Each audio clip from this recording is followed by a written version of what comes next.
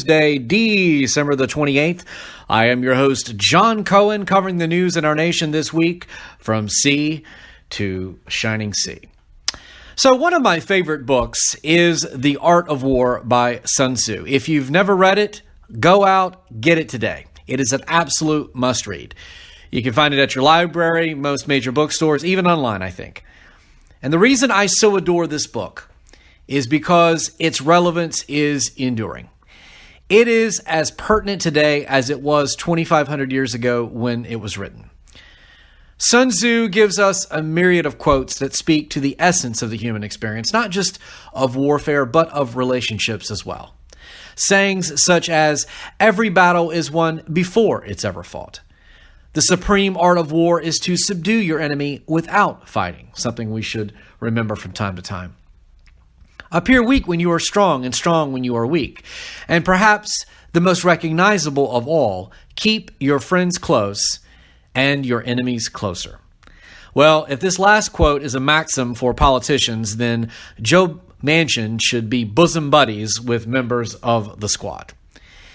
So as you may recall from last week, Joe Manchin made it abundantly clear to the White House and members of the media that he was a firm no for Build Back Better.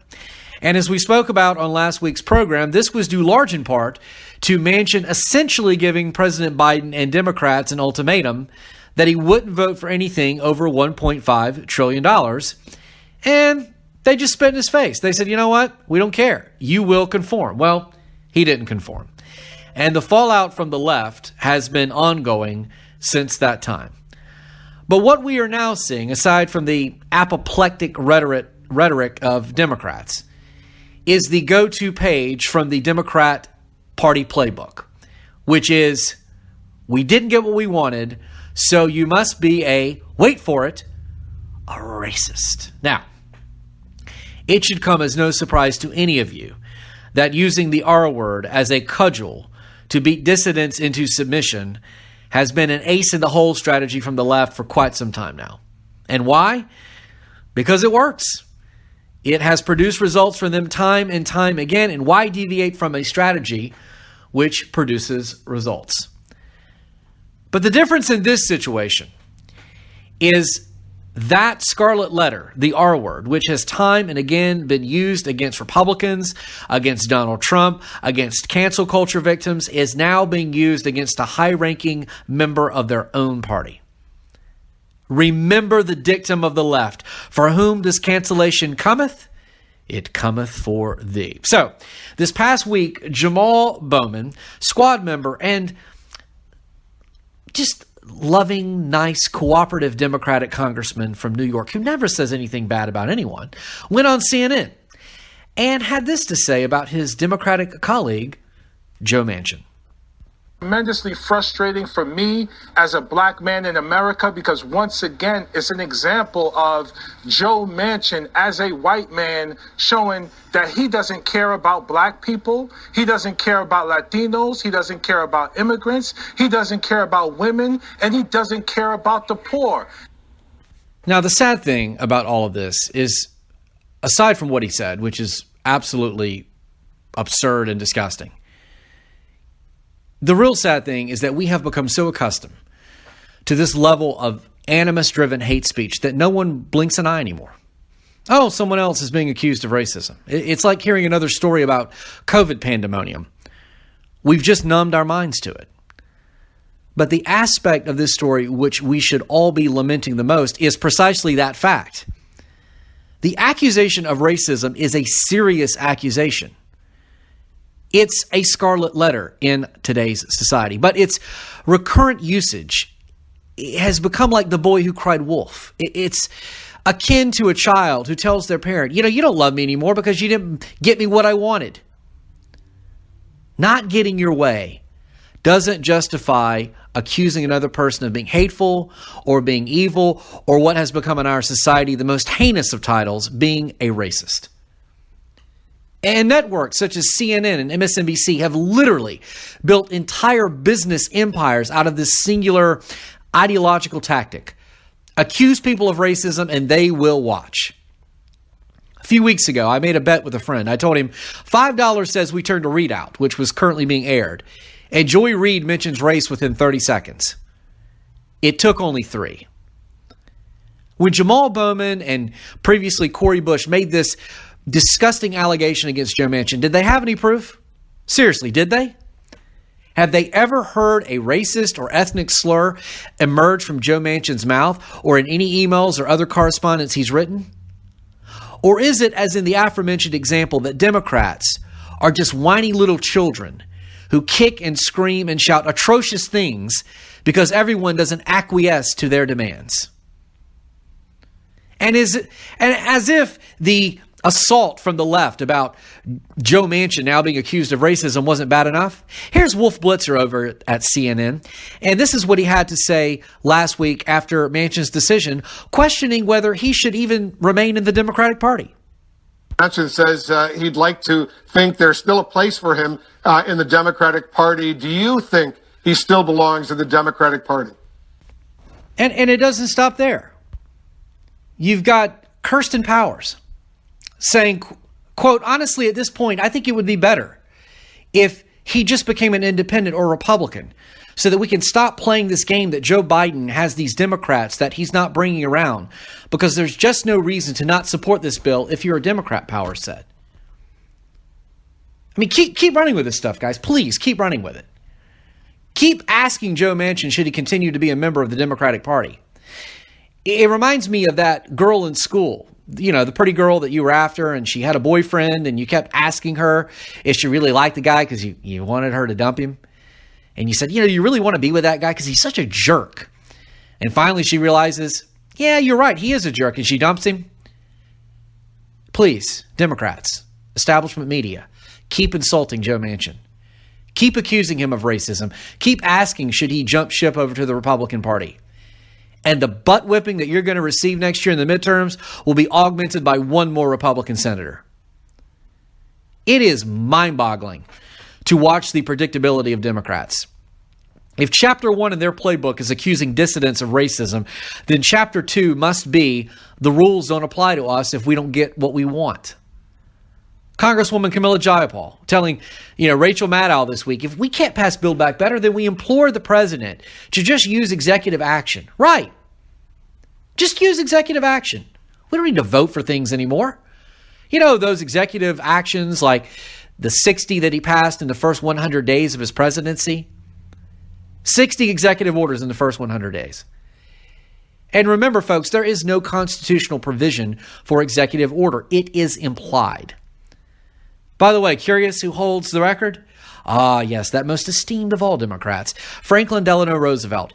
3,721 executive orders. Yeah. That's why after his presidency, we enacted term limits. Well, I can promise Joe Biden one thing. If his mental faculties don't completely fail him before 2024, and he attempts to run, use of executive order to ramrod this legislation through, even in a diminished form, will be the nail in his coffin. He is absolutely done at that point. Okay, we'll talk a little bit more about Build Back Better in just a moment. But before we do that, I have a question for all of you. Are you tired of establishment media only providing you one side of the story? Ready for a fresh new perspective with hard-hitting facts and truth spliced with humor and sarcastic wit through a conservative lens? Then you've come to the right place. Coast to Coast, the conservative podcast, is available on all major podcast apps, including Apple Podcasts, Spotify, and Amazon Music, and coming soon to YouTube. You can also check us out online at coasttocoast.buzzsprout.com. That's COAST, the number 2, COAST.buzzsprout.com. Please subscribe and follow us today. Speaking of hard-hitting facts, has anyone really bothered to look at the math on Build Back Better, specifically the numbers surrounding the bill supposedly paying for itself? Because remember, from its origins, we were told this by Nancy Pelosi, the president, and a variety of other Democrats. Its objective view that it is solidly paid for. It is solidly paid for. That's what we've been told all along. But then the CBO, the Congressional Budget Office, came out with its cost projections for this supposed $2 trillion bill, which in reality is $4 to $5 trillion. Why? Because they did the prudent thing of extending it out to 10 years, which we all know is how long most of these programs like the child tax credit will actually run. So in addition to the CBO, the Tax Foundation in Washington, which is a nonprofit think tank, issued its analysis on Build Back Better as well. This from Alex Durante, Cody Callan, Huacan Lee, William McBride, Alex Mauricianu, Erica York, and Garrett Watson. They say, using the Tax Foundation General Equilibrium Model, we estimate that the tax provisions, IRS enforcement, and drug pricing provisions in the House bill would increase federal revenues by about $1.7 trillion over the next decade. So let's stop there for a moment. Initially, it sounds good. Oh, Build Back Better is going to make us $1.7 trillion. And this, by the way, is the number that Democrats use to justify what Nancy Pelosi just said, that it pays for itself. It's solidly paid for. Here's the problem. Notice what it says. $1.7 trillion over the next decade. Now, we were told a few weeks ago by Jen Psaki when the CBO ran their analysis that it was fake because they extended it out. They extrapolated the data out over 10 years. So we can't look at the cost over 10 years, but we can look at the revenues over 10 years. That is in the very definition of Orwell doublethink. Look at the 10-year income, but don't look at the 10-year costs. It goes on. Before accounting for $658 billion in expanded tax credits for individuals and businesses. So we lose that money, right? It's tax credits, resulting in a net revenue increase of about $1 trillion. So already we're not going to hit our number. We're not going to hit our number.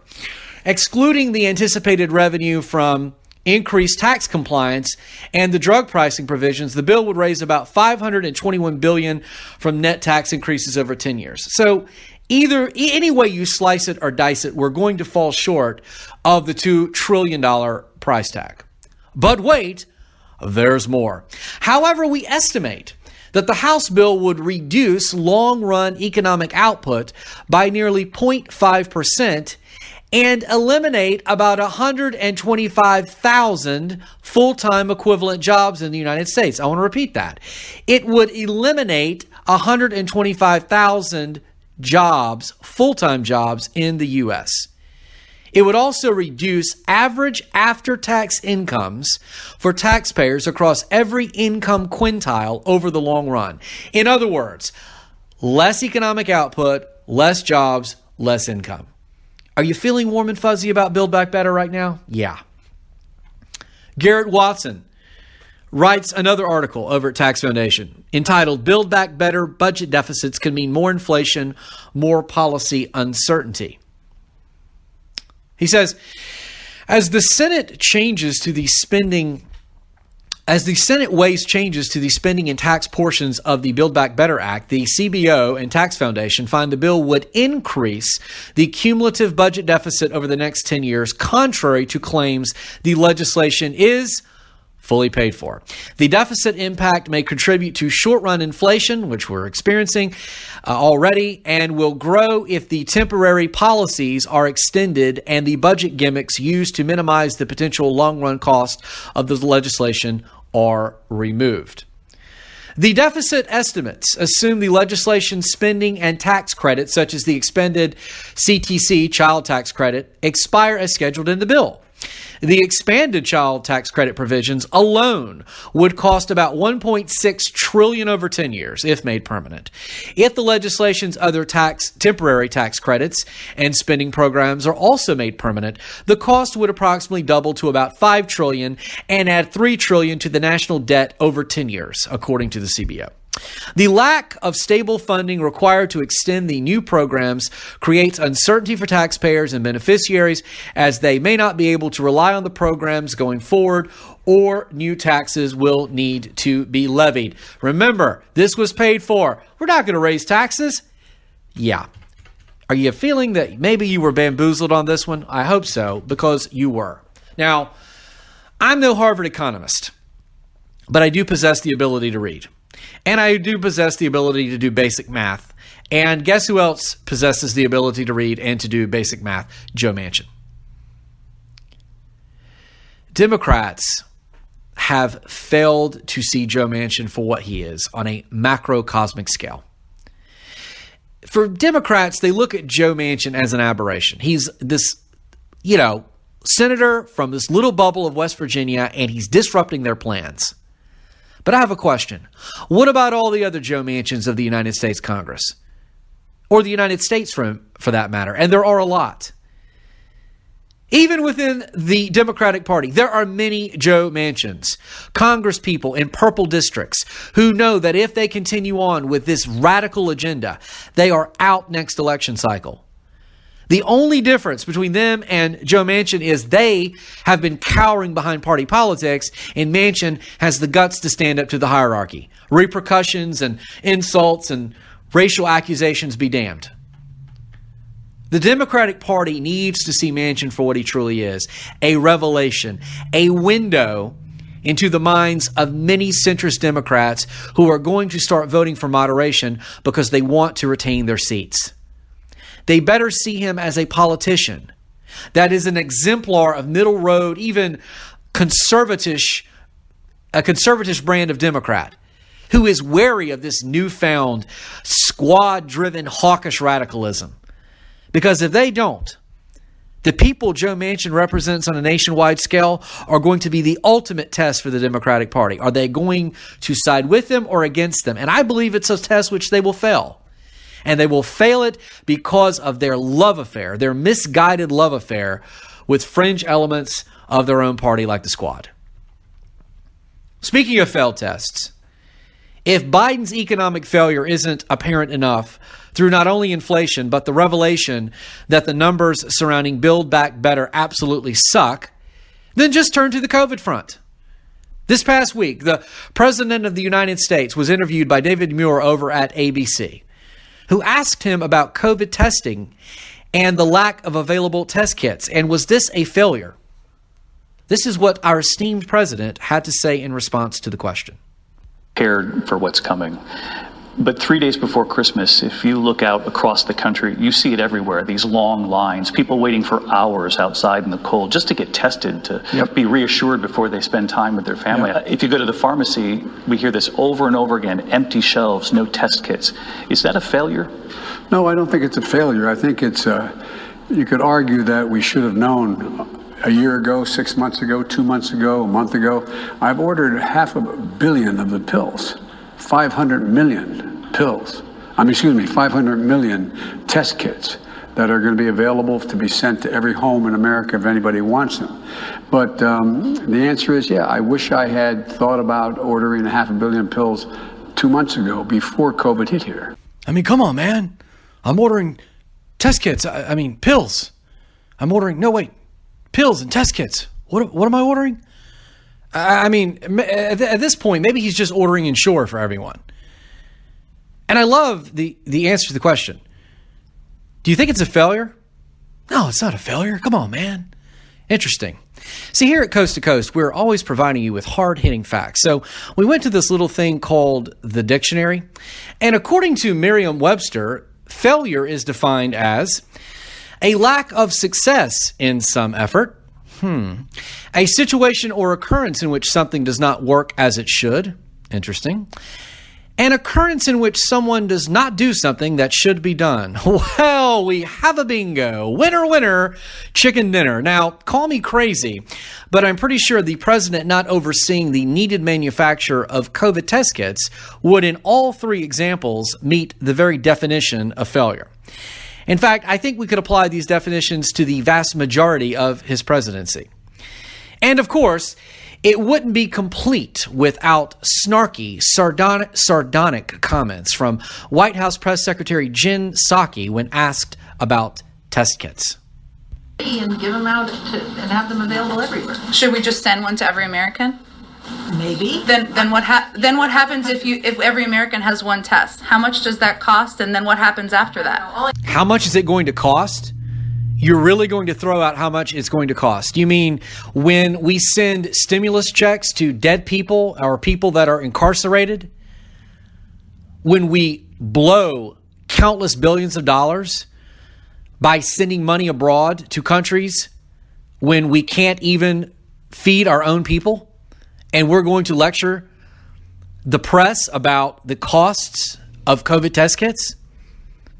See, remember that time when Joe Biden stated Donald Trump's Operation Warp Speed was a disaster? Or better yet, that no plan was in place for COVID vaccine distribution when he took office, even though there was? I do, because I'm more than 11 months old. We were told that there was no plan in place.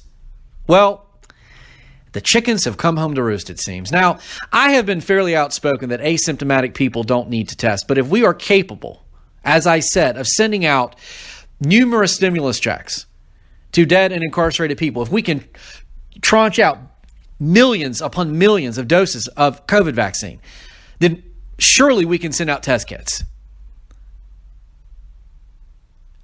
Maybe, guys, if you had spent some of that COVID relief package money on, I don't know, COVID, you would be able to do this. Guess what? When the president signed that multi-trillion-dollar, bill into law this year, remember that COVID relief package that was supposed to, relieve COVID? You know how much of it actually went to COVID?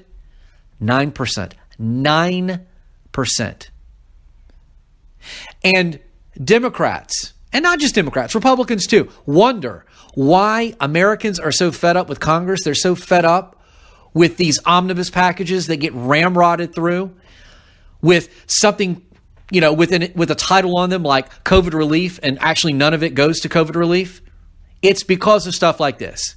Because then you're ill prepared and you use the excuse of money, which you have plenty of, to justify why you got caught with your pants down. Joe Biden has spent more money than any president in the history of humankind. He has absolutely blown out the spending. And Jen Psaki is going to lecture us on the costs of COVID test kits? Yeah. This is why this president's approval ratings are in the 30s right now. For no other reason than this type of, as I said, these types of sardonic comments coming from the dais. People are sick of it. But I couldn't end our program without a little bit of humor. And of course, there is no more humorous story than the one that took place on Christmas Eve with Dr. Jill and President Biden. So I'm sure you're already aware of this, but we got to talk about it because it is classic.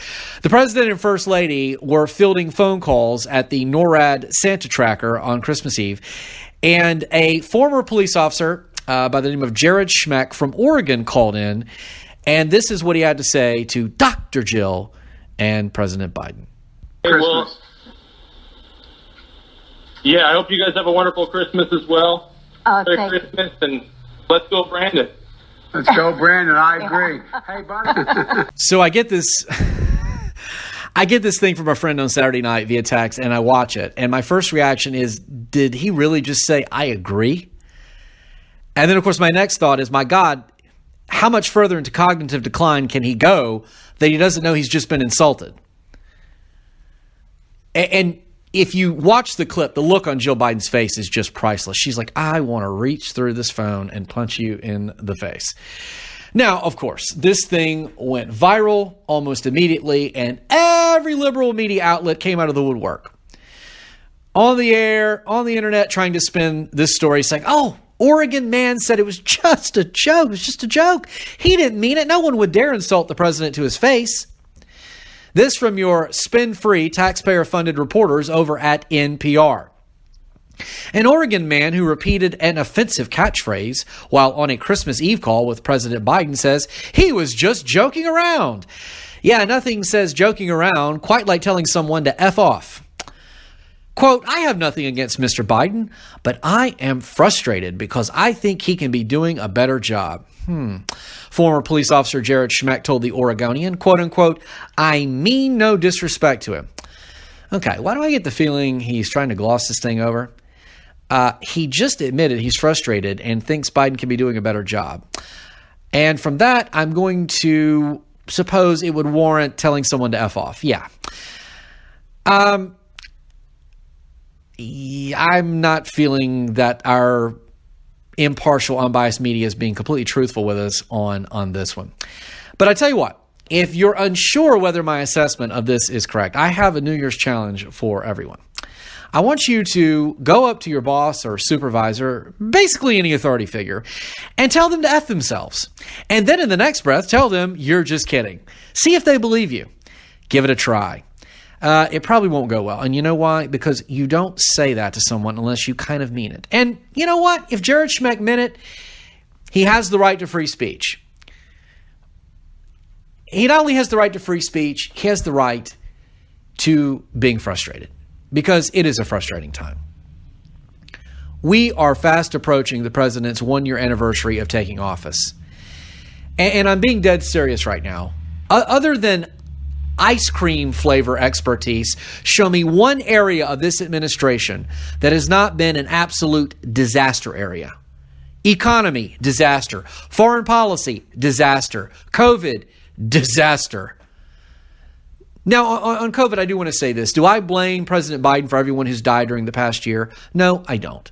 The left tried to do that with Trump, and I thought it was disgusting.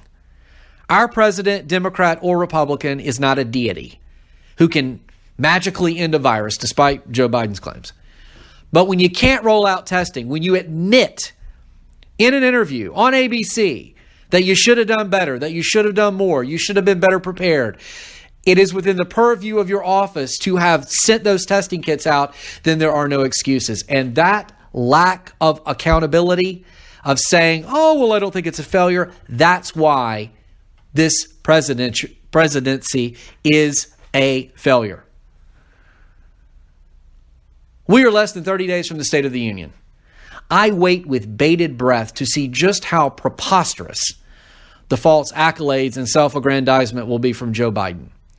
But even more so, I am curious to see how much finger pointing and demonization of conservatives will occupy that speech. And will the specter of Donald Trump continue to consume obsessive compulsive Democrats who would rather engage in psychological projection than face the ramifications of their own inept policies? Well, that's all we have for today. We will return later this week and take a look back at 2021, specifically the top news stories which shaped our nation and world. I am Jon Cohen, and you've been listening to Coast